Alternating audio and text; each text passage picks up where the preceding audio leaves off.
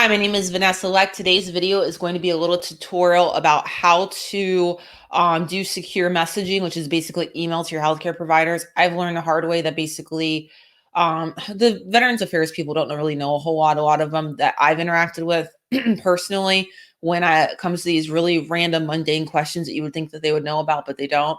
I don't know if that's because turnover is so high at their facilities because they treat people. I don't know. I'm not sure. But whatever the case, I'm going to do this tutorial. So this is what the e-benefits webpage looks like. All right. And I'm going to go ahead and get started my little tutorial. All right. So right here, this is the login. If you don't have a login, you got to register. It's been so long since I did this. I can't remember doing it at all. All right. So this is a standard page, government page, has a bunch of government information, blah, blah, blah, whatever.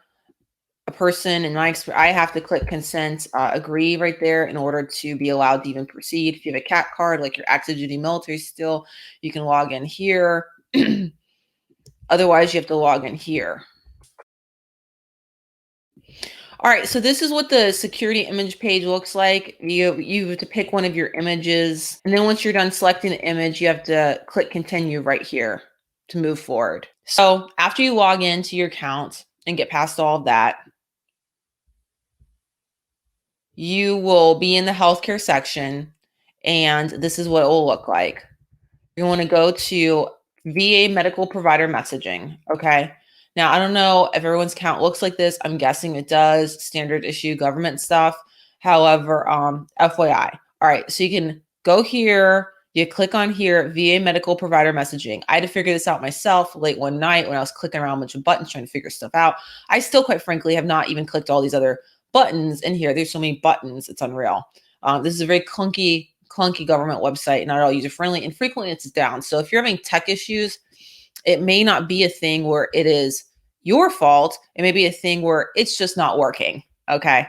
You have to have this thing called a premium account. I've learned the hard way. So, FYI about that as well. This is what the page will look like. This is where you can compose a message. Inbox, draft, sent, deleted. Now, this thing is far from perfect. I would just like to point out, this is far from perfect, this little machine here. This is not like normal email. It does not work nearly as well.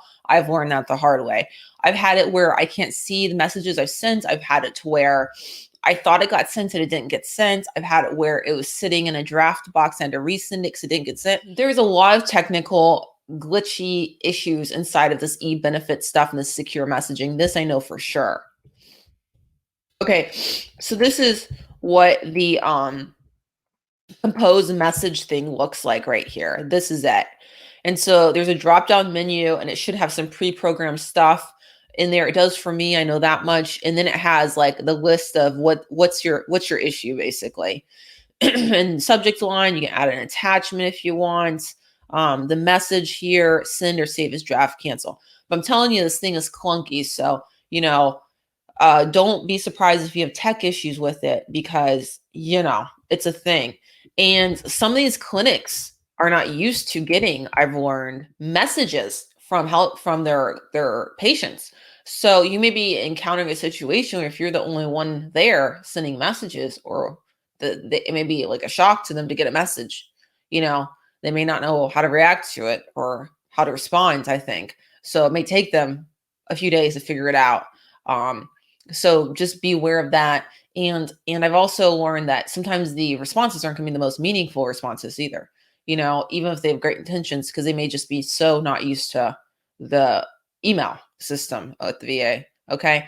And, the U.S. Department of Veterans Affairs, they're not really with the times with technology. I've learned, it seems, in my personal experiences, they're really behind the times. They're very slow to catch up. I mean, it's 2021. You think it's not.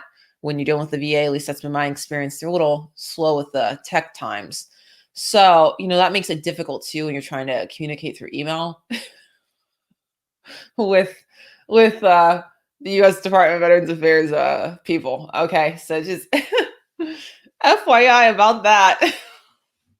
All right, I hope this is helpful. Thanks for watching. If you like it, subscribe to the YouTube channel, feel free to share. I don't care. I got a podcast. You can follow that as well. It's available absolutely everywhere. All right, bye.